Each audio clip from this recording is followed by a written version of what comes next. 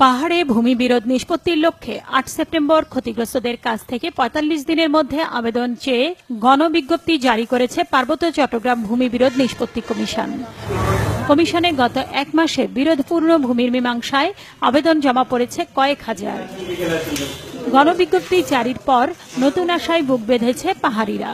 বাঙালিরা জোর করে আমার জমিগুলো নিয়ে গেছে, এজন্য ল্যান্ড কমিশনে আসছে।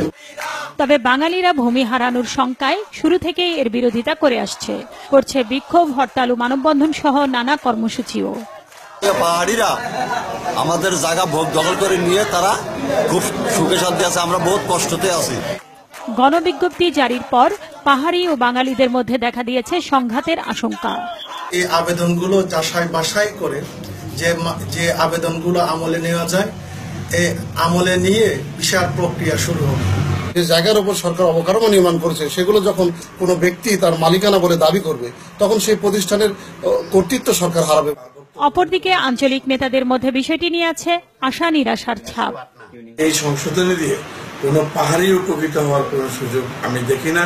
মানে ভূমি কমিশন যে সংশোধন করে পাহাড়ে যে সাম্প্রদায়িক সম্প্রীতিতে অস্থিরতা সৃষ্টিকারী এই সরকারের বিরুদ্ধে সবাইকে অংশগ্রহণ করতে হবে।